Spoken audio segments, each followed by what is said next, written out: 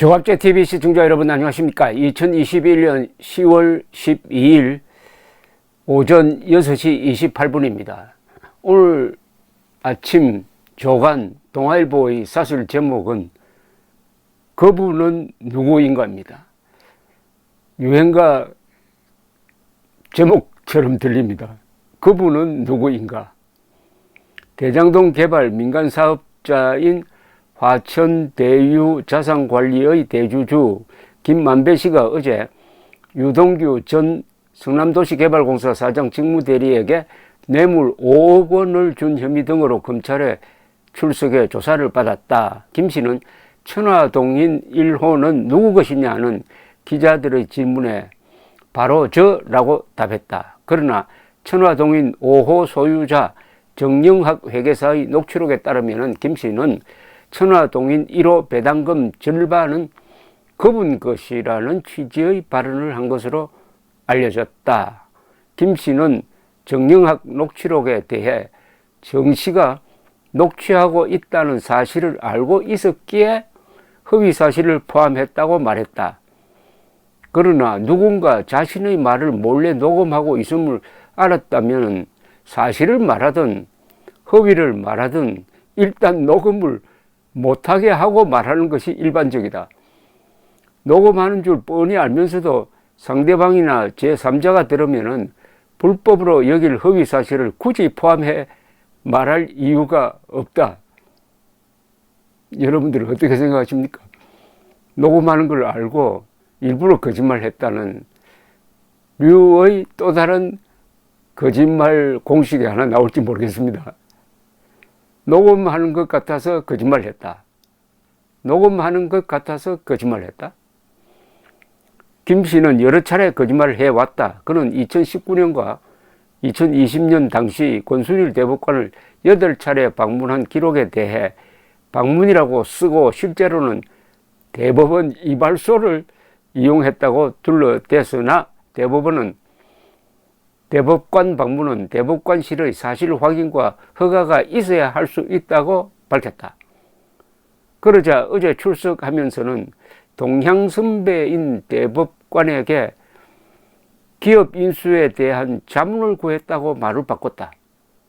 또 대학 선배인 곽상도 의원의 아들이 받은 퇴직금 50억 원에 대해서는 산재 보상금이 포함됐다는 식으로 말했으나 정식 산재 보상금에 부여되는 비과세 혜택이 없었던 것으로 밝혀지자 공기 단축 성과급 등을 거론하고 나왔다. 믿을 수 없다는 거죠. 유 씨와 함께 일한 정민용 변호사는 검찰에 유 씨가 천화동인 1호는 자기 것이라며 김 씨에게 차명으로 맡겨놨다고 말했다는 자술서를 제출했다.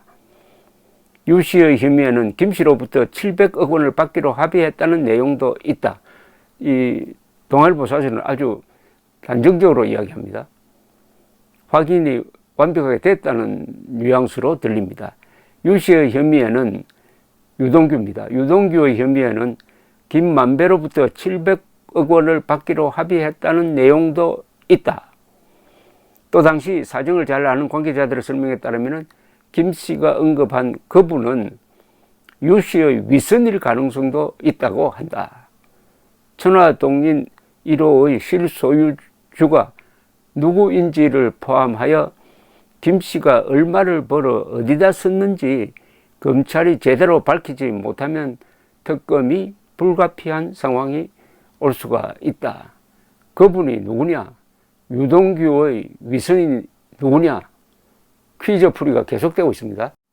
조선일보 기사도 이 정영학 녹취록에 근거해서 쓰고 있습니다.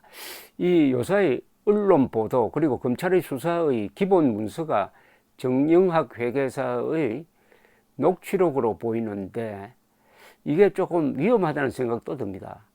이 녹취록에 의존해서 수사나 취재는 그렇다 하더라도 수사를 하면 나중에 물증 확보가 뒷받침되지 않을 때는 아주 공허한 게 될 수가 있습니다. 법정에서 다투는데 제일 중요한 것은 압수수색에 의해서 확보된 물증이거든요. 그런데 이 검찰이 압수수색을 매우 소극적으로 하고 있다는 생각이 듭니다.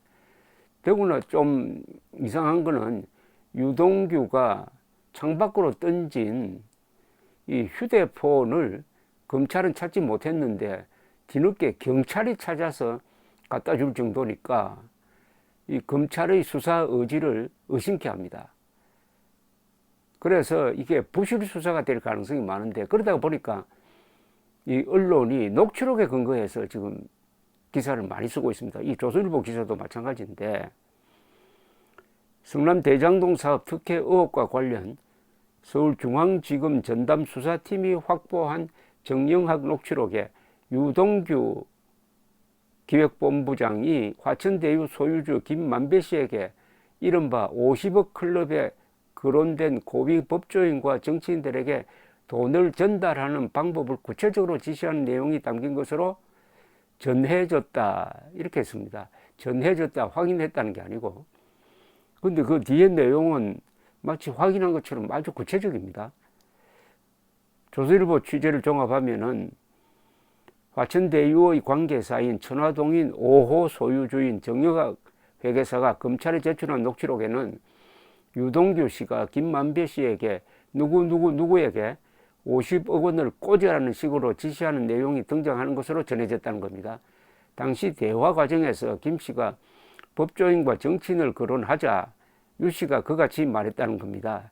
이들의 면면은 국민의힘 박수영 의원이 며칠 전에 국회 정무위 국감에서 주장했던 이른바 50억 원 클럽 명단과도 중복되는 것으로 알려졌다고 했습니다. 녹취록에는 김 씨가 성남시 의장에게 30억 원, 성남시 의원에게 20억 원을 제공해야 한다고 이야기하자 유동규 씨가 전달하라고 지시하는 내용도 포함됐다고 합니다. 이걸 지시라고 해야 될지, 나이는 보니까 김만배 씨가 조금 많은 것 같은데, 검찰은 어제 김만배 씨를 피의자 신분으로 소환해 녹취록 내용 등을 중심으로 12시간 넘게 조사하고 귀가시켰습니다. 검찰은 녹취록 다른 부분에 김 씨가 정 회계사에게 임직원 성과급으로 280억 원을 지급하고 50억 클럽 등에 섞거나 쓸 비용이 350억 원이라고 말한 부분도 주목하고 있는 것으로 전해졌다, 뭐 이렇게 자꾸 나오고 있습니다. 그리고 김만배 씨가 유 씨를 상대로 개발 이익의 25%를 제공하기로 했다는 이른바 700억 약정설이 신빙성이 있다고 검찰은 판단하고 있다라고 하면서 마지막에는 이런 논평을 달았습니다. 검찰 출신의 한 법조인은 남욱 변호사의 진술이 필요한 상황인데, 남욱 변호사는 지금 미국으로 가 있습니다. 그래서 검찰 일각에서는 서울중앙지검은 계좌 추적 등이 완벽하게 이루어지지 않은 상태에서 녹취록 내용에 주로 의존하여 수사를 진행해 왔다면서, 물증이 없는 상태에서 유동규 씨나 김만배 씨가 계속 부인한다면 수사가 두 사람 선에서 멈추고 윗선으로 진전되기 어려울 것이라는 전망이 나오기 시작했다는 겁니다. 그러면 답은 특검으로 가는 수밖에 없는데, 민주당이 그걸 받지 않으면은 이재명 사퇴하든지 특검 받으라, 이렇게 국민의힘이 압박을 해야 되고, 그게 힘이 부족하면은 국민들이 저 거리 광장으로 뛰쳐나와 가지고 시위를 해야 할 판이 되어가고 있습니다. 감사합니다.